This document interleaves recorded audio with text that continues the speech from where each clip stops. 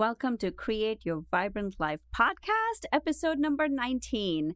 Today is a super special episode because we have our first guest.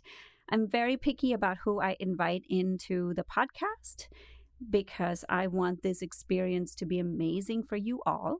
But I really wanted you to experience this amazing person. But before I do that, I'm going to give you a little teaser of who this person might be. So I'm going to share the quote by JP Morgan. The JP Morgan quote says, "Millionaires don't need astrologers, billionaires do." And you know how those Apple podcast, clearly podcast is on my head. Apple product launches are very randomly timed. Those dates are chosen by astrologers. Mansa Musa of Mali is the richest human being in the history of the planet, and he has a personal net worth of 400 billion. And guess what he used? Astrologers. Yes, astrologers. Astrology has been around for many billions. I mean, not billions. Clearly, billions is also on my mind. Please bear with me, guys. Astrology it's an ancient science, ancient wisdom. And by now, you might be guessing who the guest is. Yes, it's an astrologer. His name is Armand Diaz. And I'm going to introduce him to you guys in a second. Oh my goodness, I can't speak today. What's going on with me? Anyways, but before I do that, the reason I invited him to be a guest is because astrology is not new to me. I grew up with astrology. I'm Indian by now. You must have guessed that too. So I'm Indian. I grew up with astrology. It was just part of how we, the moment a baby is born, their astrological chart is created based on their time of birth and place of birth and all that. And it's usually based out of Vedic astrology. Armand practices Western astrology, so it's slightly different. But it's based on the same premises. So it's not new to me, but I know nothing about astrology other than, hey, there's a Mercury retrograde happening or some kind of retrograde is happening. Oh my God, like I feel it in my body often when there's something happening in the planet because I'm intuitive, as might some of you as well listening to this podcast. But most of all, what happens is that because I just feel I don't exactly know what's happening on the planetary front, but I know something is happening. And I have consulted with astrologers over the course of my career, over the course of my life, off and on. It's not something that I subscribe to all the time, but it's always intrigued me. Metaphysics has always intrigued me. And there's a lot of wisdom in consulting with astrology. So here's a myth buster for any of you listening. Astrology is not a prediction of the future. It's not. Absolutely not. We all have free will. We co-create our lives. We have the ability to shift and make things happen no matter what your darn astrology chart tells you. Okay? So don't let that fool you. It's more about seeing how can I work with my makeup? Astrology, basically your specific astrology chart, which is called the natal chart, basically tells you what is possible for you, what should you be looking for, what can serve you, what might not serve you. So when you can see that, right, and then you can work, say you want to do a big business venture, you can find the timing that might work best for you based on your specific astrological chart. So I'm going to invite you to listen with an open mind, an open heart, and just let this information come to you. Now, I did this recording back in May, and there's a reason I couldn't upload it until now, but just stay open. So some of the context of which he's giving you might be a little, obviously this is July, so there's a little time gap. But whatever he says, see if you can apply it to your own life. And it's very, very valuable when you can start to see it from a 30-foot viewpoint.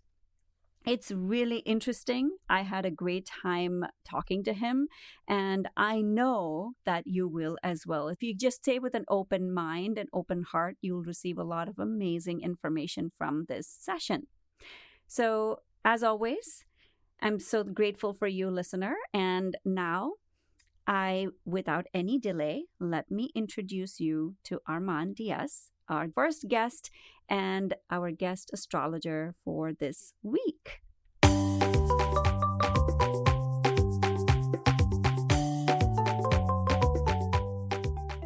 Welcome to the Create Your Vibrant Life podcast. If you are the type of person who's a visionary, who wants more from life, who has high dreams and aspirations, wants to evolve spiritually and impact the world, and in the meantime, have time and energy to do the things that are important to you, then whatever you do, tune into this podcast every week. I'm your host, Padma Ali. I help stressed out overachievers find clarity and awaken to their highest potential using my unique NEW, New You Blueprint. I combine neuropsychology, energy healing, and wisdom to create long-lasting changes, and that's what I bring to you in this podcast. I've had a successful career in the field of psychology for over 20 plus years, along with extensive training and experience in ancient healing practices, which I now bring to my coaching work with my clients. And that's what inspired me to do this podcast, to bring this knowledge and wisdom to the world. So I'm incredibly grateful for you to be a part of this journey with me, and I'm so excited to serve you. So welcome.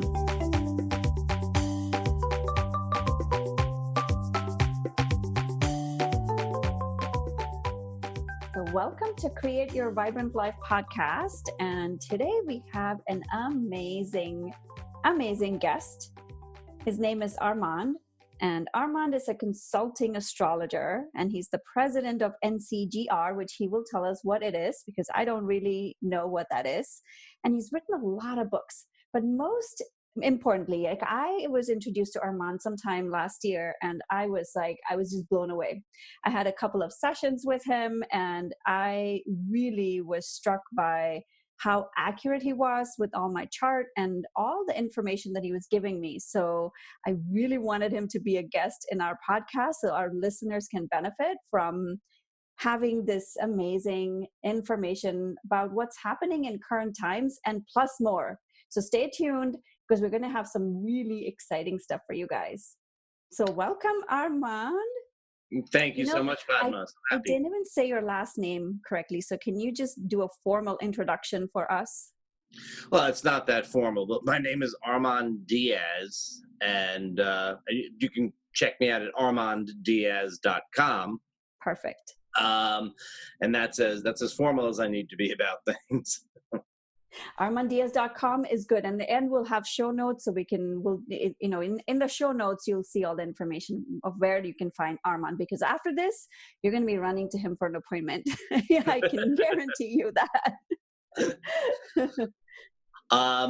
So you were mentioning about NCGR, which it's one of the world's oldest and largest astrology organizations, and but its name is, we like to go by the acronym NCGR because it's actually an acronym, but we have to go by the initials because it is the National Council for Geocosmic Research, which is a bad name. And we all recognize it's a bad name, but we kind of keep it for sentimental reasons. We incorporated in 1970. I wasn't there, mind you. I was 11, but they incorporated it in 1971 in Massachusetts, where astrology was illegal.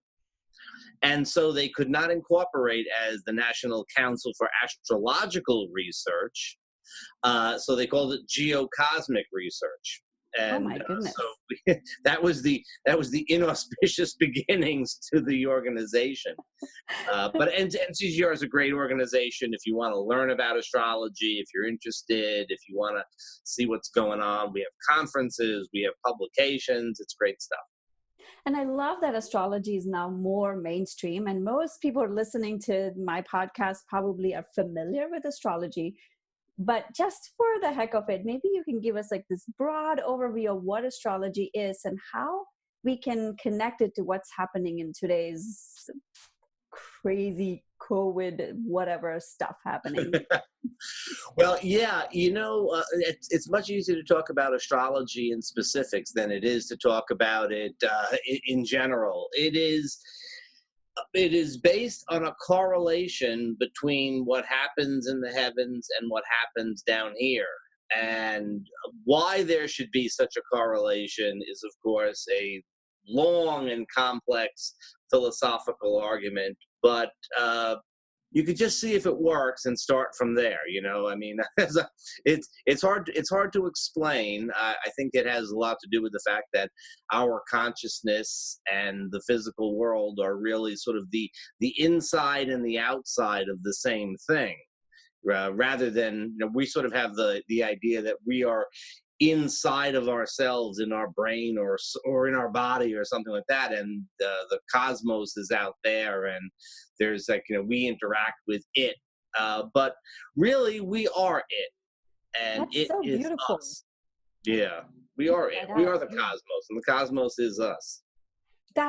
That's just brilliant. I love that definition of astrology. Is just we are the same. It's just manifesting differently. It's the inside and it's the outside, and there's we have little nodes of consciousness, right?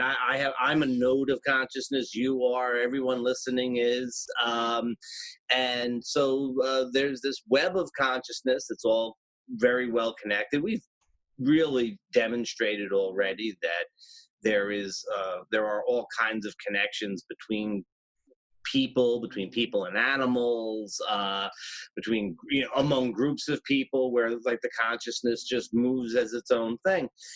And so with astrology, we're just sort of looking at a specific lens of that. We're just looking through one particular frame to see how things are going.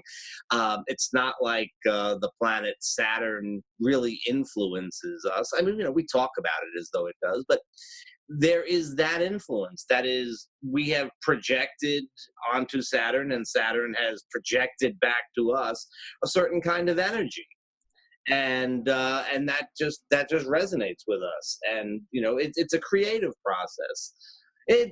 As I said, it's a big discussion. So is Saturn playing a role in whatever is happening right now? Like, I am so lame. I'm such a layman when it comes to all these terms. I love astrology, but I know nothing about it. Everybody says that. Everybody says that they know nothing about astrology. My favorite one is, I've been studying it for years, but I don't know anything. It's like, really, though, I mean, I think that is just something that we all kind of feel about anything. Any field is so huge and has so many things that you tend to think, wow, I don't have any knowledge about it compared to what I could know. But what you could know is infinite. So yes, by comparison to that, you don't know much. That's so true. You probably know enough. But yes, Saturn, few astrologers predicted this pandemic directly. Oh, wow. I have to say my colleague, Christine Skinner, who's on the board of NCGR, she said there was a pretty good likelihood of it. And in the Mountain Astrologer magazine, Leah Whitehorse said that with Saturn going into the air sign of Aquarius, we might have to deal with airborne illnesses. I don't think anybody predicted things were going to happen this fast. I have to say, too, all astrologers who look at world event types of things, we all saw that 2020 was going to be a tremendous year of change, and that there were going to be all kinds of crises of one kind or another. I think that I don't know a single financial astrologer who did not predict that there was going to be a huge market drop early in 2020. Mm-hmm. So we got that stuff right. And I think astrologers really understood what the consequences of this were going to be in terms of social and political issues and so on.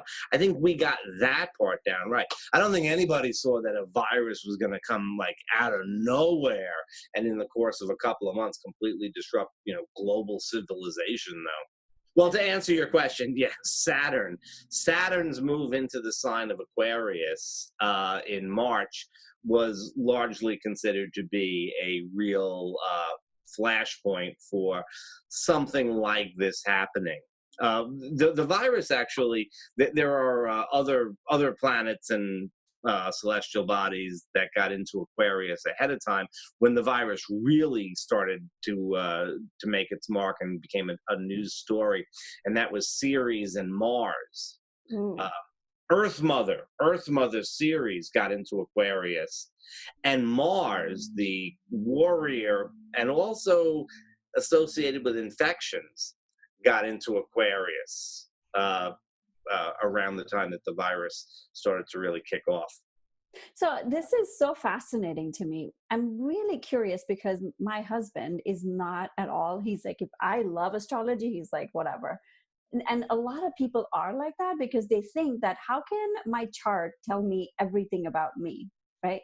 Like how can it predict the future? And I try to explain like that's not how it is. We still have willpower. We still have our own individual power. So I'm really curious, like how does your individual chart play up against these global things happening, these global planetary movements? Well, here's something for you. You, by all means, have your own personal chart. And we're looking at something like a pandemic. Okay, well, what is the relationship between my individual birth chart and the pandemic? That may or may not be something that we see of great interest. However, you also have the chart of the place that you're living in, right?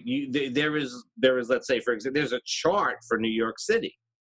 Ah, There's a chart for New York State, and there's a chart for the United States.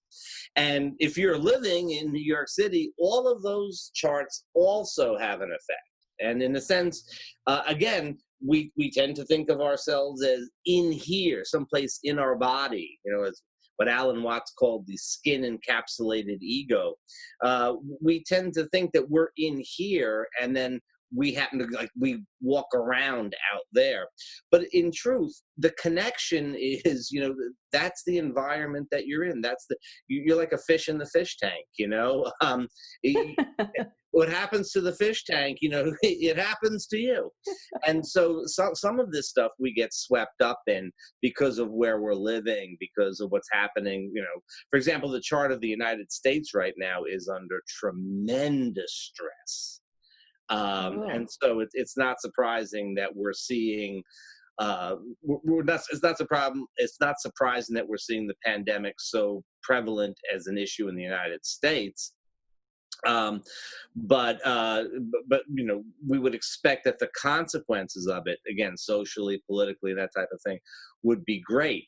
And sometimes, at the end of the day, the truth of the matter is that your own chart may not show anything that is all that directly related to what's happening, but those other charts do show it. wow. I'm so intrigued by all this. Is there anything else you want to add about that? Or can I ask you I was like waiting to ask you this question. Well, ask me the question you've been waiting for. Heaven forfend we get to the end and there's no mention of it. Oh, so my question, you had mentioned about how astrological timing can influence the process of manifestation. And I was like, whoa, how is that? How do you do that? Or how does that influence manifestation? Well, one of the things with astrology that we get really, really right is timing. There are a lot of possibilities. There's only a limited set of astrological symbols. There's only so many planets. Well, there are a lot of asteroids, but there's only so many planets. There's only so many signs and houses of the horoscope. We have a limited set. It's like a box of Legos or something like that, or Tinker Toys. There's only so many options there, and what is important is the way that they combine. Right. So when it comes to meaning, let's say if I looked at your chart and said, well, what can I learn about your career path from your chart? I can come up with a range of possibilities. They may seem to be very, very different, but they all may hang on a particular theme. Somebody that has Cancer on the midheaven, the sign of Cancer on the midheaven, might be a great cook, or might, run a nursery school, or have or might be a counselor. There's a nurturing kind of thing going through the area of career, but it's not necessarily any one specific thing. So we give a range when it comes to things like that. But when we talk about timing, we're really we can be much more precise about how things are going to unfold. So, when you've got your dream, you've got the thing that you want to manifest, whether it's a career thing, it's a relationship thing, and so on, that it really is in your heart and it is what you want is the most important factor. But gosh, it Hmm. would be great to sort of catch a wave while you're doing this thing, you know. Uh, Right. and so the astrological factors and the waves in astrology are everything from little ripples of what's happening today to larger waves that are what's going on for you this year, and some tsunamis that are what's going on over the course of sometimes 4 or 5 years. What astrology can really help do is to say, okay, this is what you're doing, this is what you want to manifest. Now let's get it on the ground at a time when it's going to work. When you're going to get the most activity, when you're going to get the most energy, well, essentially when the universe is at your back, when it's pushing you in Uh-huh. the direction you want to go. My analogy is if you want to have a picnic at the beach, you can have a picnic at the beach any day you want. You can go out there on a snowy February day and have a picnic at the beach. It's not going to be it's not going to be a typical picnic at the beach, but you could do it. But maybe if you want a typical picnic at the beach, maybe we should look for like June or July or something like that. Um, Uh-huh. and so the astrological cycles, the astrological energies as they work, help you to pick a good time to launch something, to get something underway, to so that you have things working for you rather than against you. That makes so much sense. And I think what really stood out to me when with our session was I'm totally paraphrasing, but you were like, okay, you still need to take actions. It's not like, okay, this is so good for your chart has all these things good going on for you, but you still have to take those actions in order for that to come towards you. Yeah, well, that is one of the things that it's one of the things that manifestors and not just astrologers. Well, I think astrologers may be a little better at this than some other folks on average, but it's still a sticking point for me with a lot of folks when it comes to manifesting things and making things happen. By all means, set your intention. By all means, have good aspects in the astrological chart. But for Pete's sake, go do something. The cosmos responds to action far more than we realize.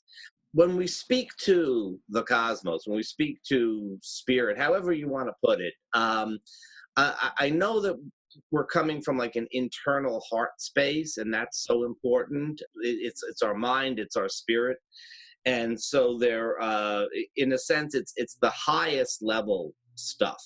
It's the stuff that's way up there. But there's something about manifestation, and when we're speaking to that the whether we talk about it as the unconscious or the cosmos or all of the above, it's rather concrete. It's rather Yes. concrete. It really wants to know that it's not just an intention. New moons are always a time for setting intentions. It's a good time to set your intentions, and light your candles, say your prayers, make your vision board, all of that stuff. By all means, do it. I do it. And then I tell people, but a little while after the new moon, make some little tiny concrete step. Within about 24 hours of the actual new moon, if all you do, if you want a new job, if all you do is just go online and spend a half hour looking, you don't have to do anything else. And then sometime around the first quarter moon, sometime in that week or so after the new moon, well, that's a good time to actually send your resumes out and maybe schedule some interviews and so. If you want a new job, you can't just, once in a while it happens that you set your intentions and the phone rings and somebody's got, your dream job on the other end of it. That does in fact happen sometimes.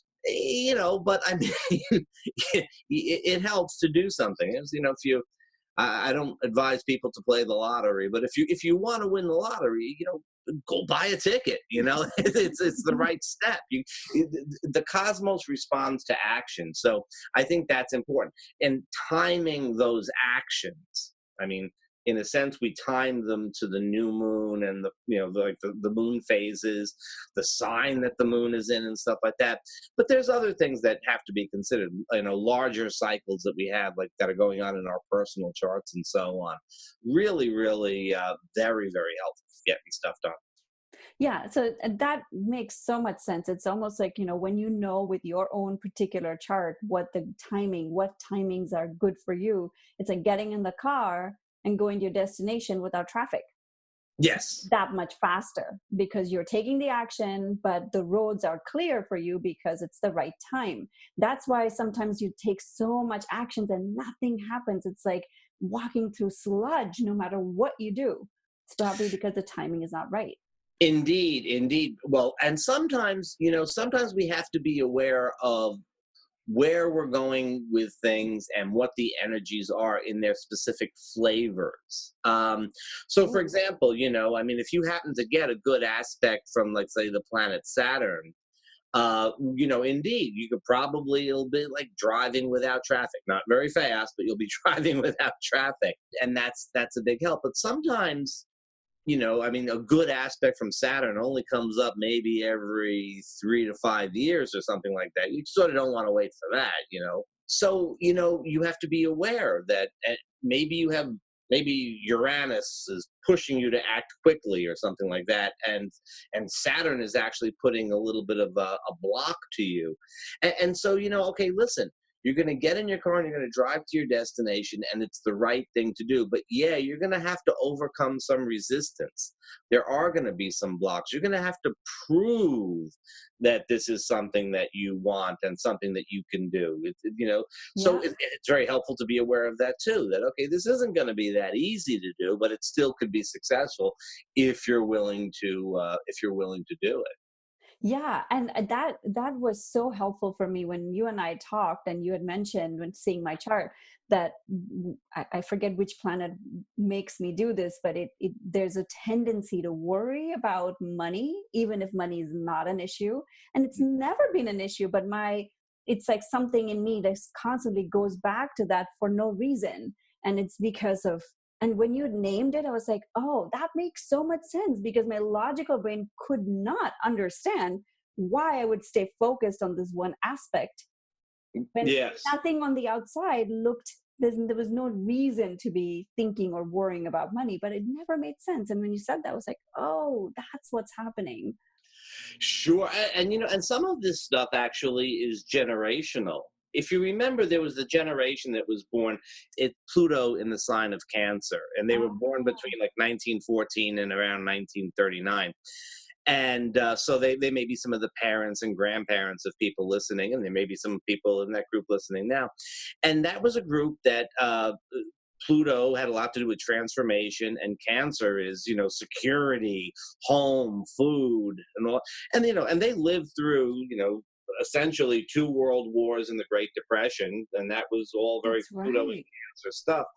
And years later, in 1985, and the person is, they're multimillionaire, living on a big estate and stuff like that, and they're saving the empty mustard jars because they may come in handy someday, and that some of that sort of stuff is generational. Some of that is stuff that, it's not even personal to us. I mean, the personal stuff tends to be the most problematic in a way, or the most advantageous.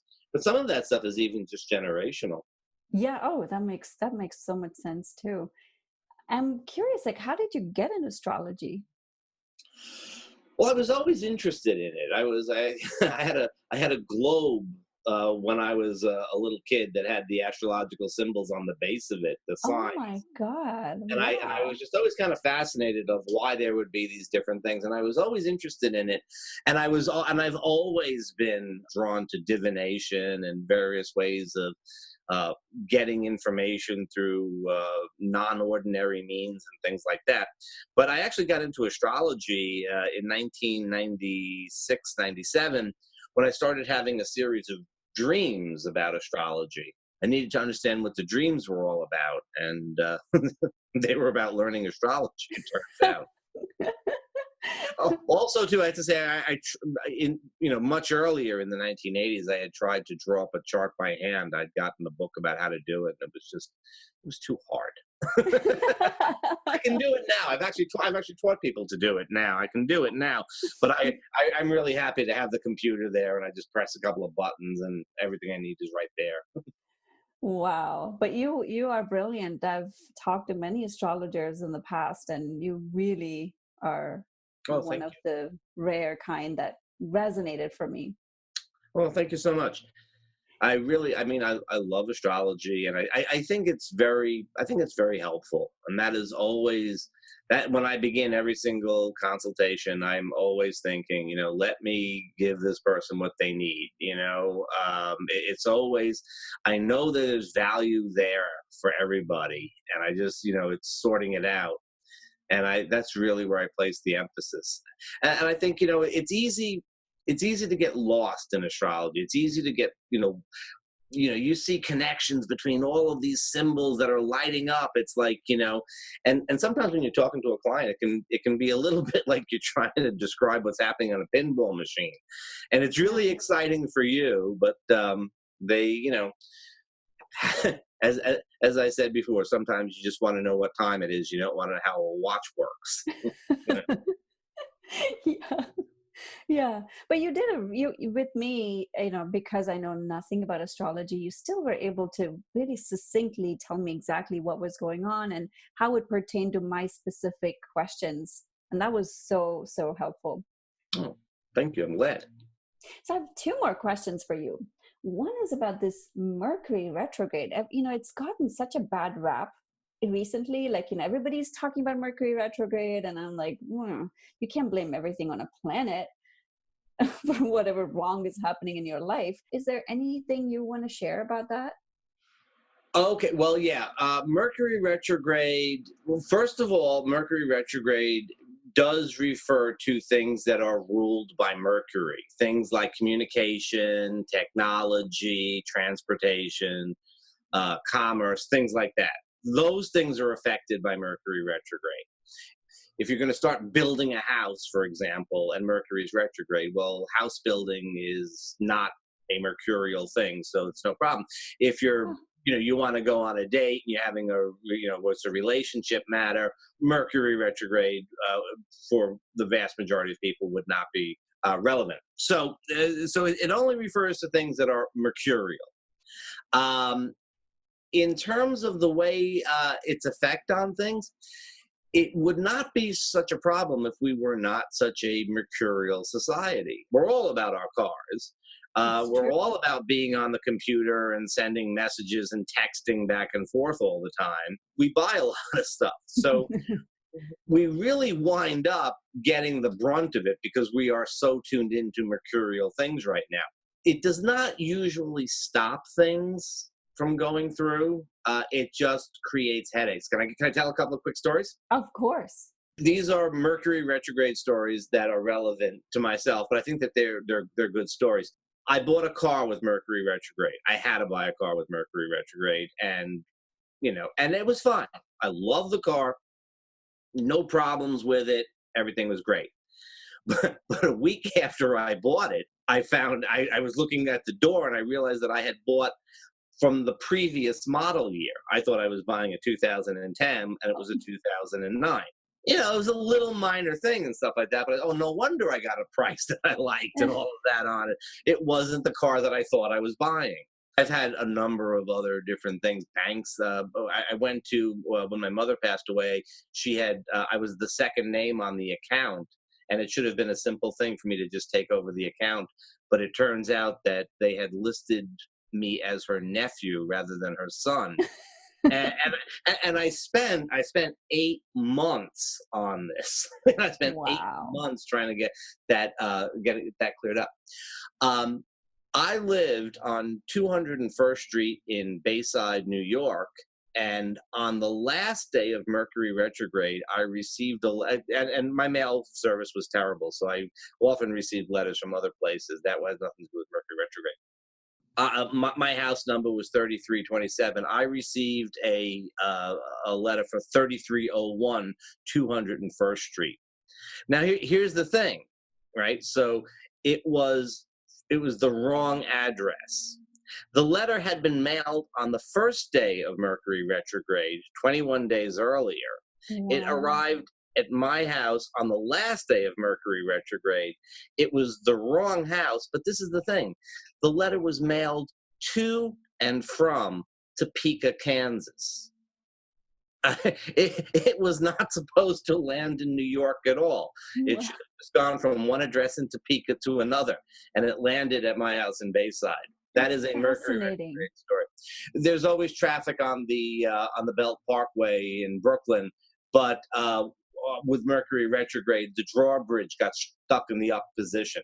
Luggage gets lost all the time. But with Mercury retrograde, JetBlue had an incident where their system completely broke down, and in Kennedy Airport, in the middle of the terminal, they just made a big pyramid of luggage and said, "Try your best to find it." That's it. So you get some really extraordinary stories as well Yeah. as general headaches. So it's not such a bad thing. It's not a good time to buy a new book, go back and reread something. It's not a great time to sign contracts unless you think you might want to make a change at some point in the future. Um, but the things that you do with Mercury retrograde, you expect some headaches. You expect things to go a little bit wrong. Now, you know what we have coming up this month from May 13th to June 26th? Venus is retrograde. Ooh, what does that mean? See, Mercury goes retrograde 3 times a year for 3 weeks, but Venus goes retrograde about every 20 months for 40 days. Venus rules values, and also it rules relationships and things like that. So when Venus goes retrograde, it's not a good time to have things appraised. It's not a good time to, try to, it's not a good time to buy artwork or actually any luxury items or things like that. In fact, the 40 days of Venus retrograde correlates quite a bit with, like, let's say, the 40 days of Lent, the 40 days of, the 40 years of Jews in the desert type of thing. There's a lot of 40 days things Yeah. that tend to represent periods where folks are not supposed to be having a great time of it. Yeah. And that's what Venus retrograde is. It's a pretty poor time to start a relationship. It's usually a little bit of a difficult thing. Uh, Ironically, when a planet's retrograde, we often want to do the thing that That's is so indicated by the fascinating. planet. So you really want to buy a car when Mercury's retrograde. You really want a new computer when Mercury's retrograde. And you very frequently really want a relationship when Venus is retrograde. But one of the things about Venus retrograde is that you might have to go back and work on old relationships, and for that reason, it's often pointed out that old lovers come back. Ooh. Yeah, usually to demonstrate why they are old lovers. Usually, it's to get closure on that. But yeah, like the energy for a relationship tends to be a little bit lacking during that period of time. It is a little bit more of an inward period where we don't it's, I mean, this year, with the COVID, I think we're all the whole year is really just a retrograde in a sense. That's so um, true.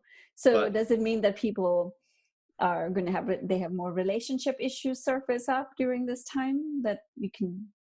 yeah, usually unfinished business, things that have not been finished from the past often come back, and you have a little issue again with that. So Nice.